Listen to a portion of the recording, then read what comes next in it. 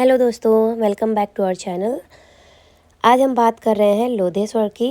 भारत की धरती पर कुछ स्थान ऐसे हैं जहां पत्थर नहीं आस्था बोलती है, जहां इतिहास नहीं स्वयं महादेव विराजते हैं।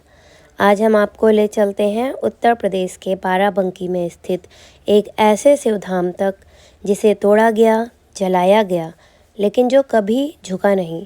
यह है लोधेश्वर महादेव। यह नाम अपने आप में रहस्य समेटे हुए है। मान्यता है कि लोध या लोध शब्द प्राचीन काल में वन और प्रकृति से जुड़ा हुआ था। कहा जाता है इस क्षेत्र में ऋषि मुनि तपस्या करते थे और यहीं भगवान शिव स्वयंभू शिवलिंग के रूप में प्रकट हुए। यह शिवलिंग न तो स्थापित किया गया है और न ही गाड़ा गया, बल्कि धरती से स्वयं प्रकट हुआ है। दोस्तों, लोक मान्यताओं और शिव भक्तों के अनुसार इस शिवलिंग का उल्लेख प्राचीन शिव उपासना परंपरा से जुड़ा हुआ है। मान्यता यह है कि त्रेता युग और द्वापर युग के बीच यह स्थान एक सिद्ध पीठ के रूप में जाना जाता था। श्रावण मास में यहाँ आकर गंगा जल से अभिषेक करने की परंपरा सैकड़ों वर्षों से चली आ रही है। यही कारण है कि आज भी सावन में यहाँ लाखों श्रद्धालु नंगे पांव कांवड़ लेकर आते हैं। इतिहास गवाह है, जब जब भारत की आस्था पर प्रहार हुआ, लोधेश्वर भी अछूता नहीं रहा। कहा जाता है कि मध्यकालीन आक्रमणों द्वारा इस मंदिर को कई बार तोड़ा गया। मंदिर की मूर्तियां खंडित की गईं, छत गिरा दी गई, लेकिन आश्चर्य की बात यह है कि शिवलिंग को कोई हिला भी नहीं सका। स्थानीय लोगों का विश्वास है कि जो भी शिवलिंग को हटाने आया, उसे किसी न किसी रूप में महादेव के कोप का सामना करना पड़ा।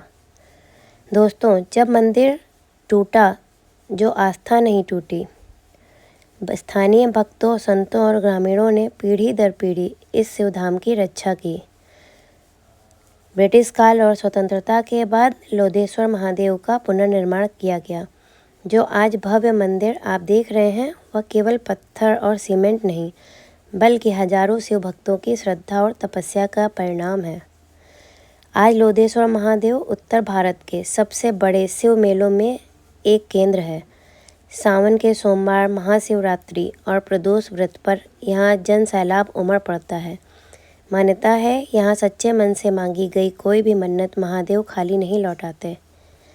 लोधेश्वर महादेव सिर्फ एक मंदिर नहीं, यह संदेश है कि आस्था को तोड़ा जा सकता है, लेकिन मिटाया नहीं जा सकता। दोस्तों, अब हम बात करते हैं आज के नए सबसे बड़े बदलाव की, जहां भगवान शिव का यह पवित्र स्थल एक भव्य, विशाल और आधुनिक तीर्थधाम के रूप में एक नए अध्याय की ओर अग्रसर है। पुराने मंदिर परिसर में यह परिवर्तन सिर्फ एक सामान्य मरम्मत नहीं है, यह एक मुकाम परिवर्तनात्मक योजना है। स्थानीय प्रशासन और सरकार ने इस मंदिर के आसपास जो अव्यवस्थित इमारतें थीं, उनका ध्वस्तीकरण किया है, ताकि यहाँ एक बड़ा व्यापक कॉरिडोर बन सके।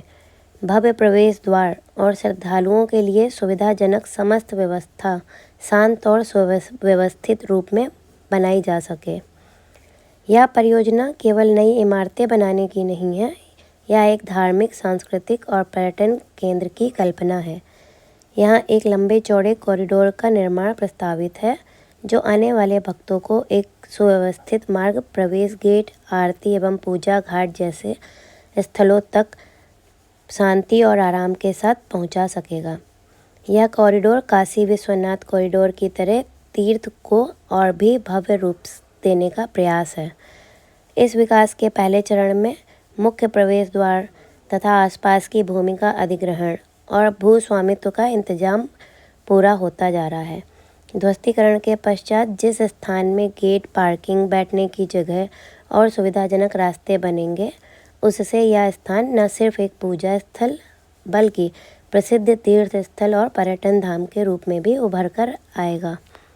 दोस्तों, श्रद्धालु और स्थानीय लोग इस परिवर्तन को एक आस्था और सुविधाओं का महायात्रा के रूप में देख रहे हैं। जहां पहले केवल मंदिर परिसर था, अब वहां एक पूरे तीर्थ कर्मयोग्य स्थल का विकास होने जा रहा है, जो आने वाले वर्षों में लाखों भक्तों का आस्था स्थल बन सकता है।